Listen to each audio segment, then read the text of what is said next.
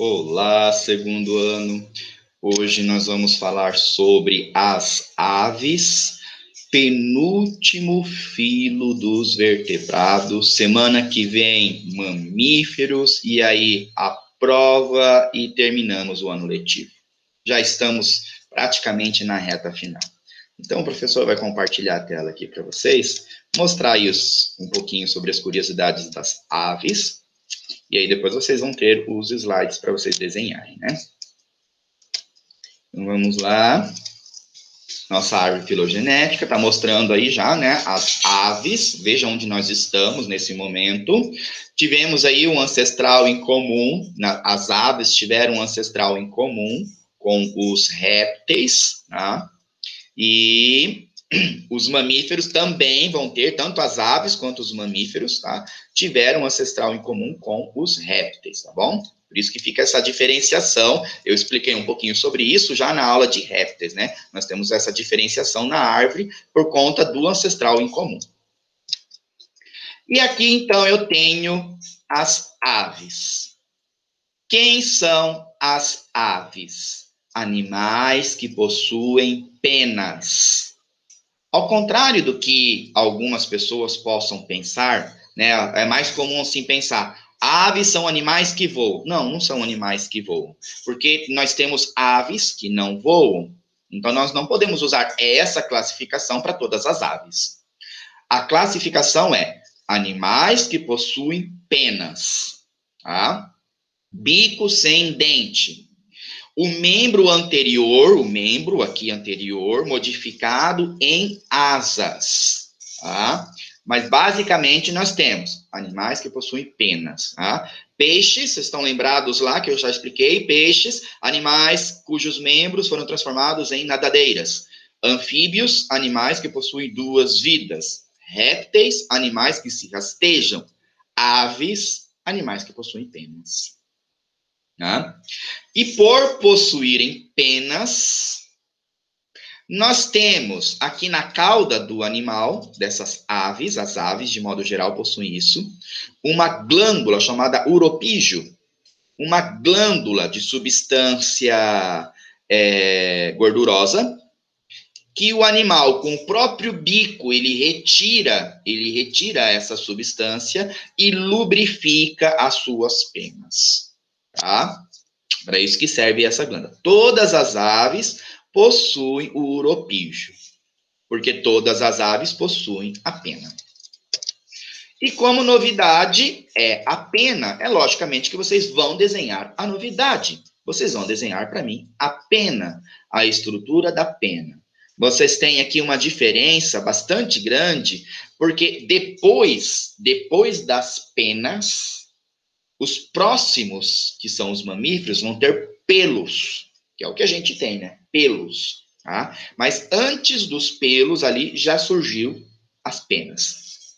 Nós temos aqui o cálamo como uma ramificação principal, tá vendo? Desculpa, o cálamo é a parte que é anexo embrionário, anexo epidérmico, desculpa, anexo embrionário, ó, anexo epidérmico, como o pelo é um anexo epidérmico.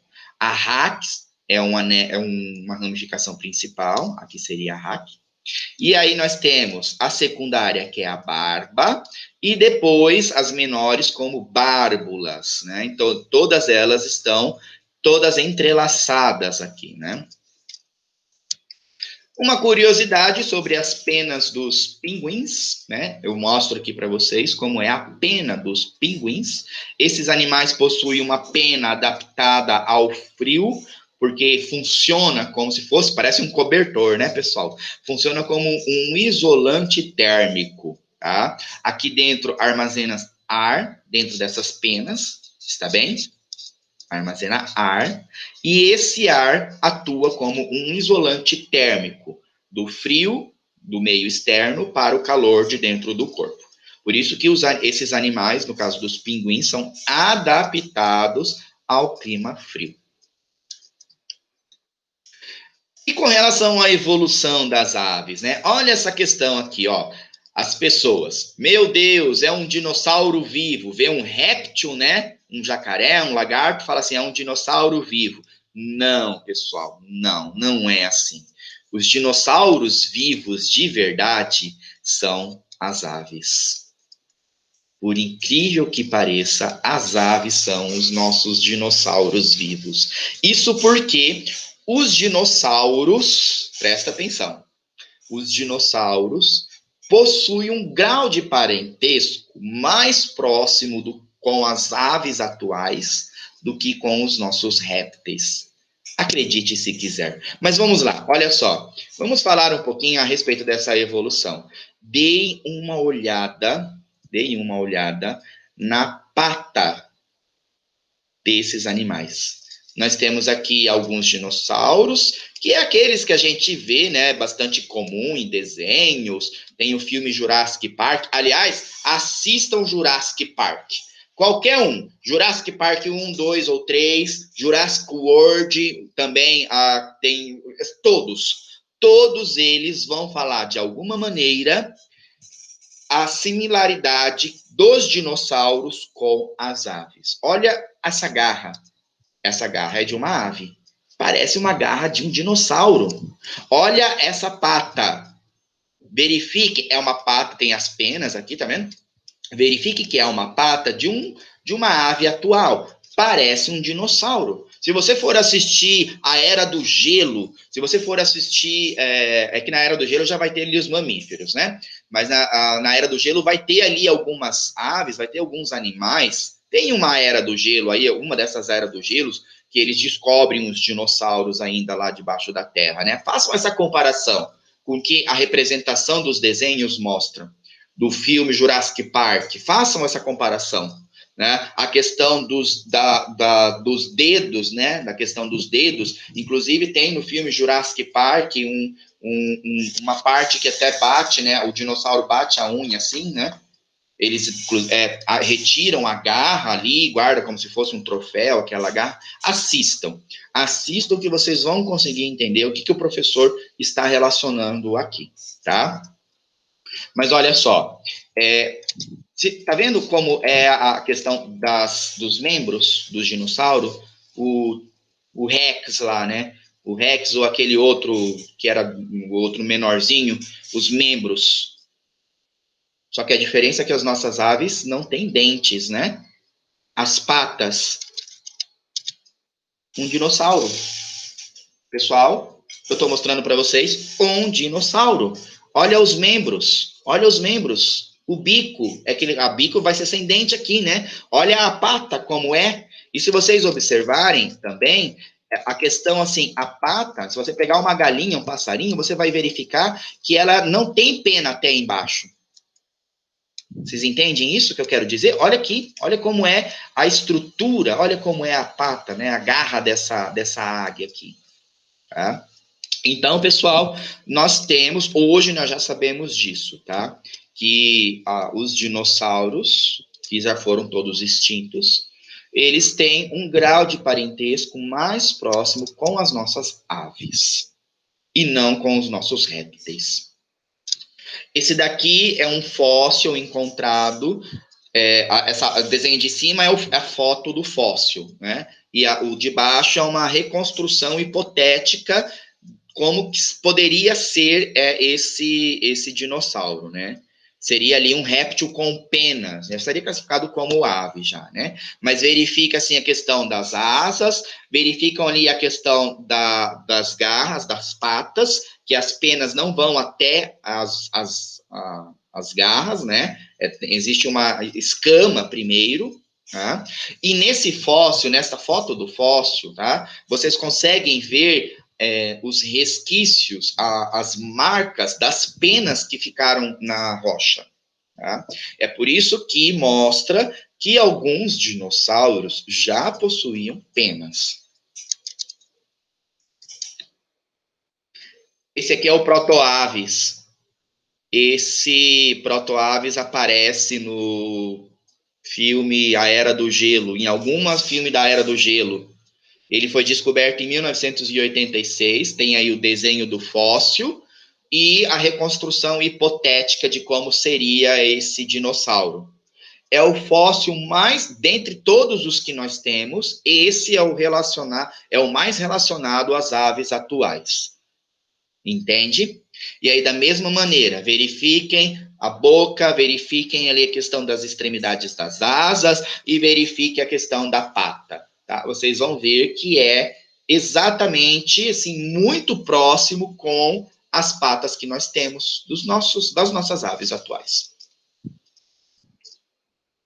Vamos agora para algumas curiosidades. A maior ave que existe no nosso planeta é o avestruz, com 2,5 metros de altura.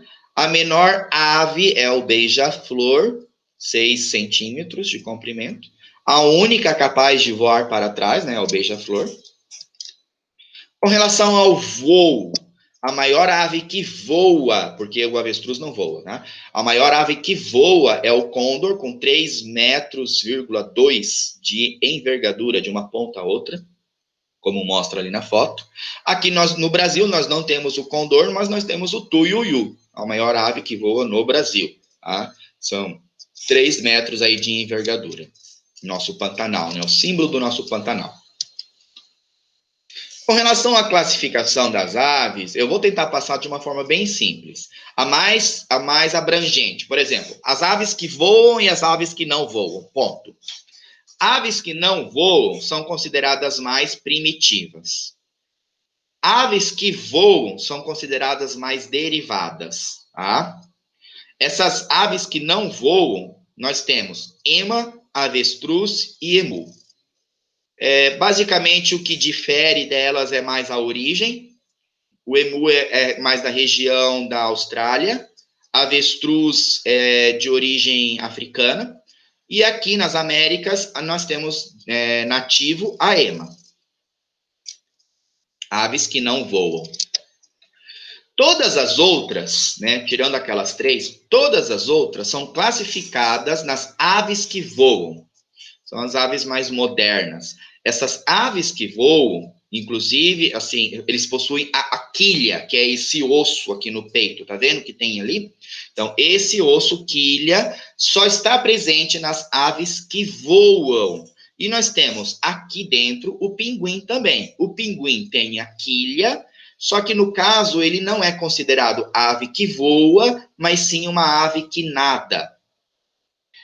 Essa quilha tem uma musculatura que liga a asa à quilha, que permite a movimentação dessas asas para o voo. No caso do pinguim, tem a quilha, tem a musculatura, permite a movimentação, mas aí a movimentação vai ser para o nado, para a natação, e não para o voo. Tá? Os ossos das aves são chamados de ossos pneumáticos. Eles são totalmente porosos. Eles não são igual aos nossos ossos de mamíferos, por exemplo. Tá? Isso explica, né? Aquela fala, não vai dar o ossinho de galinha para o cachorro, senão ele se engasga, né? Por quê? Porque o osso das aves, isso qualquer ave, tá? Eles são porosos. Tá? Isso daqui está relacionado principalmente com a questão do voo, tá? É de tornar o animal mais leve a permitir o voo. Tá? No sistema digestório, nós temos algumas novidades aqui, né? Nós temos um papo, que vai funcionar como um órgão que armazena, porque, veja, as nossas aves, elas não têm dente, certo? Nenhuma ave ali vai ter dente. Atual, pelo menos, né? Então, dentro do corpo, vai ter um outro órgão responsável em fazer o papel do dente. O que o dente faz? O dente macera, dilacera, torna me ajuda. O alimento em pedaços menor, tritura, certo? Isso que o dente faz. O papo vai fazer esse papel do dente? Não. O papo é uma estratégia que tem aqui do animal, né? Como o animal voa, esse papo, ele armazena alimento, então esses animais podem rapidamente catar grãos, armazena no papo e voa. É uma estratégia. Que eu quero dizer assim, você não precisa ficar ali comer e daí tirar a sonequinha para, né, tirar aquele cochilinho, igual o leão faz ali, né, para poder descansar e fazer a digestão. Não, no caso das aves é diferente, né? Nas lavouras, por exemplo, cata ali os grãos, armazena tudo no papo e voa.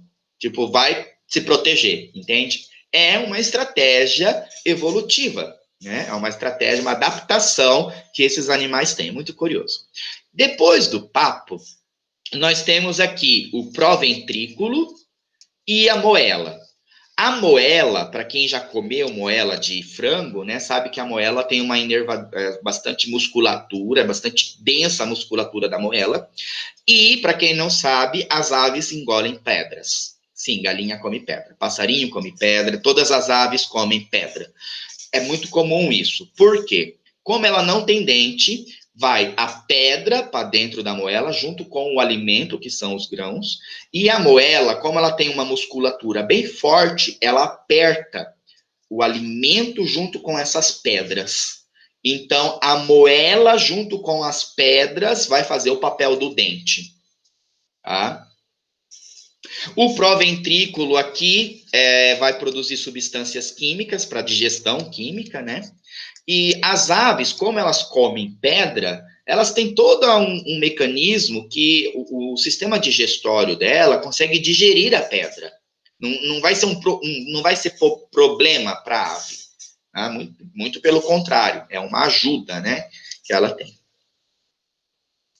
A cloaca, tá? A cloaca, para quem não sabe, pessoal, cloaca recebe esse nome porque esse orifício, ele não vai ser exatamente apenas um ânus, tá? Ele vai funcionar, o mesmo orifício, ele vai funcionar como ânus, ele vai funcionar como sistema reprodutor, porque dali que vai sair o ovo, pela cloaca, tá? E vai funcionar também como sistema excretor.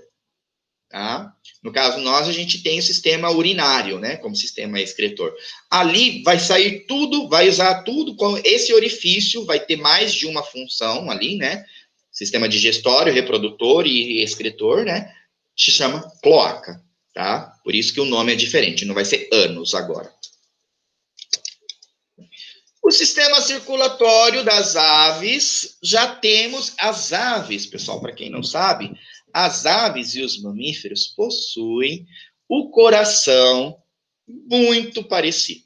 Porque tanto ave, tanto mamífero vai ter 4 cavidades. 2 átrios, 2 ventrículos completamente separados. Tá?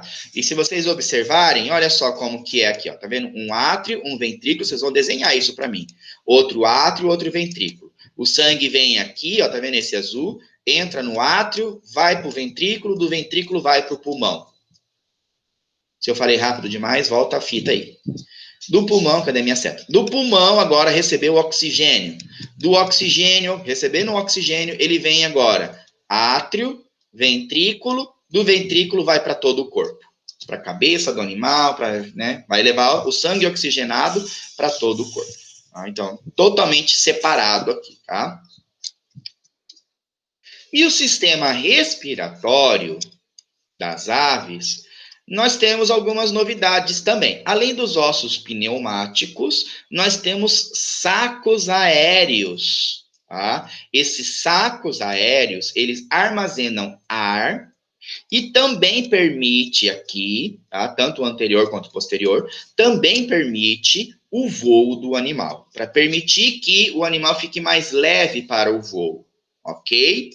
Então, nós temos aqui um pulmão bem desenvolvido e, além do pulmão, os sacos anteriores e posteriores. Esse slide também eu vou pedir para vocês desenharem, porque é uma novidade, é algo diferente, tá? Então, pessoal, finalizando a nossa aula, apresentação. Finalizando a nossa aula, veja, nós só temos agora as aulas de mamíferos, tá?